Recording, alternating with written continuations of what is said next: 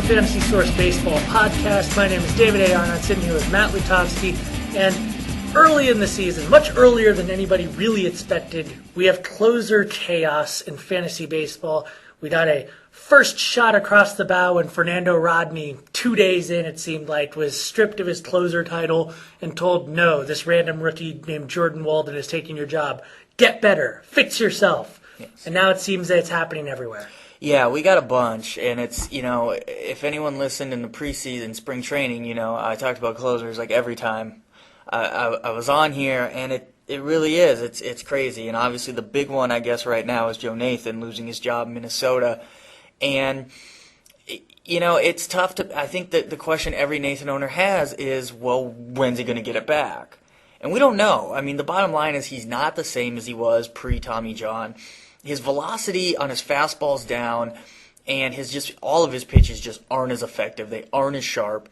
And certainly the Twins are going to want him back in the closer role. They're paying him almost $12 million. They don't want to pay a guy $12 million to set up. But if he's not effective, and even probably more specifically, if Matt Capps is effective, they're not going to make a change there. Well, the weird thing about the Twins situation, from my vantage point, is that Nathan had the job. Nathan also, in many ways, the Twins, let me restart that. The Twins, they are the kind of organization that might actually say to Joe Nathan, we owe you something. We owe you every opportunity to try to get that job back, that coveted role, that coveted title. And Capps, he's the nice guy who will go back to being a setup guy and then take over the job again or have the opportunity when Nathan retires, So I think that's why that one was most shocking, that they would remove him even before he got hurt. Yeah, I mean, obviously he had struggled, and I think he had blown his last two save opportunities, but it is a bit surprising, and we're seeing possibly a similar thing, or actually the opposite, I guess, in St. Louis with Ryan Franklin, who he's getting shelled every time he pitches.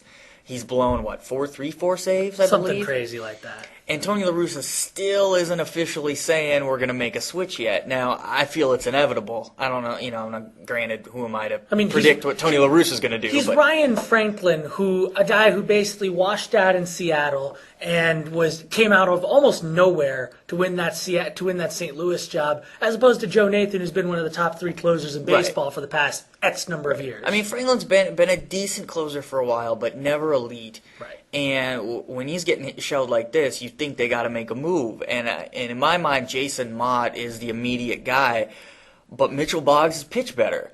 And so you think, well, maybe they'll go with Boggs. But the problem is, Tony La Russa is a guy, he likes roles. He likes defining roles. He likes Boggs in that middle relief because he can throw multiple innings, and Mott is more of your standard, bring him in for 1 inning, throws gas, get him out. So it's tough to predict who's getting that job. Some people are even floating out, Miguel Batista, who I'd be very surprised if he got a shot. He does have closer experience. Well, and that's the worry. Vaunted closer experience. The guy that I like as the dark horse for probably down the road, not immediately, as he was just called up, Eduardo Sanchez. He closed in the minors. He's 2 appearances so far this year, 8 strikeouts. And he's a 2-pitch pitcher, fastball, curveball. But the big thing with him, though, the only 2 times they've used him, they've been in blowouts.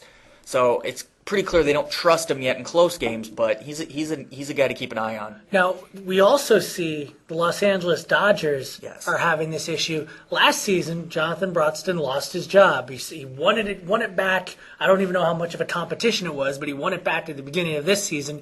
He's got multiple guys breathing down his neck for the job, one of whom I believe just went on the DL, Hanchi Kuo. Yeah. And then Kenley Jansen, a converted catcher who happens to be something like 6'6", but throws absolute gas and struck out over 40 guys in 20 innings or something insane like that last year. Well, he's doing it this year. I think he's got 13 and 8 2/3 this year. He's been hit, but he's getting those strikeouts. And so you say to yourself, okay, we've got him. They also have Matt Guerrier, of all people, just hasn't allowed there. a run yet in 8 2/3 innings. Mattingly came out and said, I'm fine with Broxton, but I think that's just because he technically hasn't blown a save yet. He hasn't caught. It's very weird. This is where, the stat itself, the power of language, the stat of the save is making them say, well, he hasn't blown a save, so I might keep him in that role. But he's given up runs, I think, in half of his appearances. He's not, before last night, I don't think he had multiple strikeouts, maybe one other time. He's not striking guys out.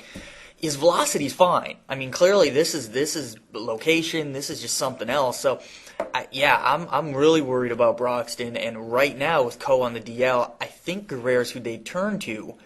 But I still like, for fantasy purposes, I like Jansen. He's got higher strikeout potential. But if you're just chasing saves, I think Guerrero's worth stashing right now. Now, if you are one of those people that is dying for a closer, this is an opportunity for you. Yes. I mean, because if you're quick on the trigger, as it were, or quick on the mouse click, Yes. as it were, you might have a chance to steal a few saves here or there, or maybe even lock down a closer for the rest of the year.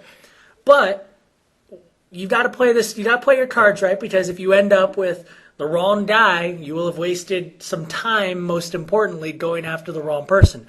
What kind of strategic tips would you give people who are in a situation where they're looking to nab one of these closers? Well, obviously, you want to try to identify guys who've had problems in the past. One guy I'm keeping my eye on is Joe Hanrahan, who started the year really hot, and then he's kind of struggled his last two appearances. He's given up hits. He hasn't struck anyone out.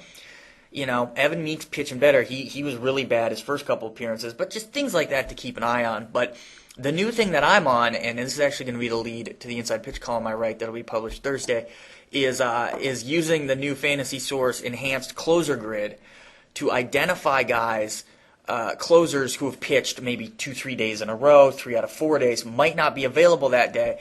We have it all clearly laid out. You can see that. You can see how many pitches they've thrown. And then right underneath it, we show you who's the next in line. If you're in a daily league, go pick up that guy for that day. Say, hey, if the Rockies get a save situation this day, Street probably won't be available. I'm going to grab Matt Lindstrom. Maybe I can steal a save. Why not?